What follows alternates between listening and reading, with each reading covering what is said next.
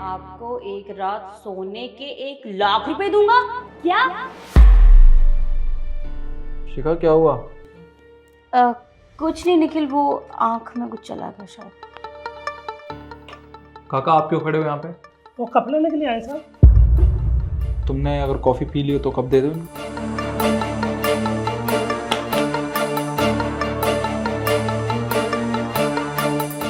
शिखा मेरी ड्यूटी का टाइम हो रहा है तो मैं ना रेडी हो जाता हूँ। ठीक है।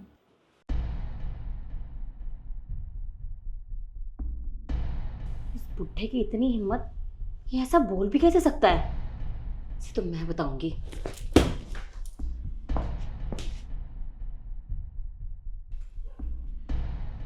शिखा, शिखा। हाँ निखिल। मैं कह रहा था कि ना आज मैं आने में लेट हो जाऊंगा। क्यों? वो क्या है, अभी सर का फ़ोन आया था तो उनके साथ ना मुझे शहर से बाहर जाना होगा ज़रूरी काम से, इसलिए। हाँ तुम्हारे काम, ठीक है, और जल्दी आ जाना। हाँ मैं कल सुबह तक आ जाऊँगा, ठीक है? अपना ध्यान रखना। ठीक है।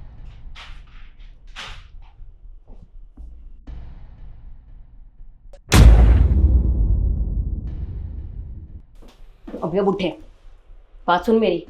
तू मुझे एक रात सोने के 1 लाख रुपए देगा? अरे बुढ़े, अपनी औकात में रह के बात कर ले। और मैं सही कह रहा हूँ मैडम, मैं तुम्हें एक रात के सोने के लिए 1 लाख रुपए दूंगा। अरे शर्म कर ले, शर्म। मेरी बात क्यों मरकाए तू? और तू मुझसे इस तरह से बात कर रहे? तुझे शर्म नहीं आती? अच्छा, आपको विश्वास नहीं तो ये देखो, ये देखो, ये लो पैसे। इतने सारे पैसे, वो भी तेरे पास? अरे तू 2 कौड़ी का नौकर है, हमारे घर में नौकर का काम करता है तू, और तेरे पास इतने सारे पैसे कहाँ से आ गए? हाँ, हम तुझे महीने के 5-6 हजार देते हैं, तू मुझे इतने सारे पैसे दे रहा है? अच्छा, तूने हमारे घर में चोरी किया है ना? चोर! अरे राम राम राम, अरे मैडम क्या बात कर रही हो आप? मैं चोर नहीं हूँ, मैंने चोरी नहीं की।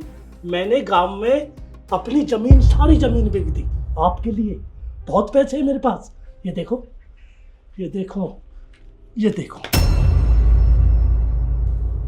ये देखो, ये लो पैसे। पैसे की ढेरी लगा दूं। ये देखो, ये लो पैसे। हाँ, इतने सारे पैसे, पर तेरे पास कहाँ से आए? हाँ खैर वो सब छोड़, पर सुन, अगर तेरे साहब को पता चल गया ना तो वो हम दोनों को घर से बाहर निकाल देंगे, हमेशा हमेशा के लिए, समझा? अरे साहब को कैसे पता चलेगी मैडम? साहब तो ड्यूटी गए हैं ना, और पुलिस वाले की ड्यूटी होती ऐसी है। वो तो यहाँ गए हैं, पता नहीं कहाँ होंगे।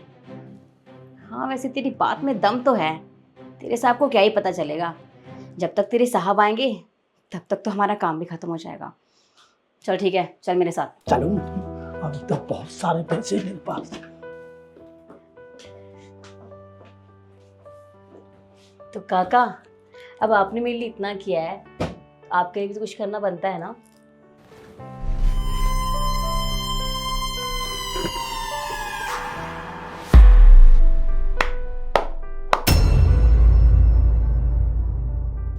निखिल, तुम यहाँ? अच्छा हुआ तुम आ गए।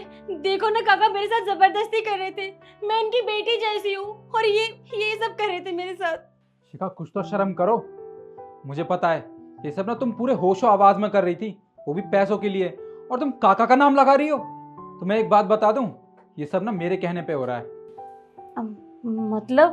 मतलब ये कि मैंने काका को कहा था ये करने के लिए। क्या?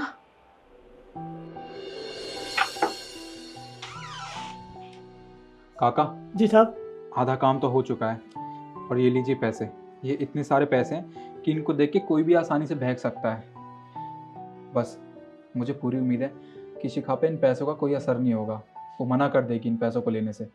बाकी मेरी किस्मत पर डिपेंड करता है। आप जाइए अपना काम कीजिए। ठीक है साहब।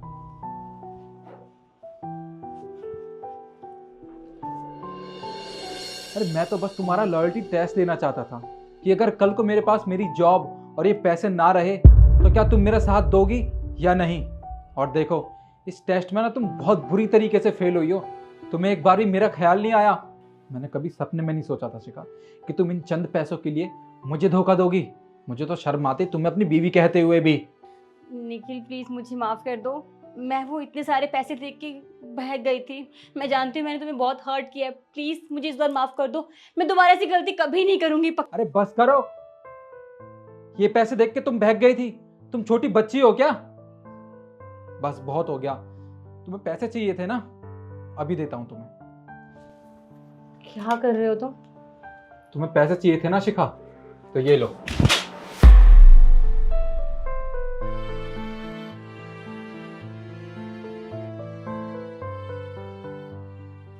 रखो ये पैसे, अगर और भी चाहिए होंगे ना तो मुझे बता देना, मैं दे दूंगा तुम्हें। पर फिलहाल तो मैं अपने घर से बाहर जा रहा हूँ, जब तक वापस आऊँ ना तो ये पैसे लेके मेरे घर से बाहर निकल जाना, तुम्हारी शक्ल नहीं देखनी मुझे। निखिल, निखिल मेरी बात तो सुनो। निखिल प्लीज मुझे माफ कर दो। मुझसे गलती हो गई।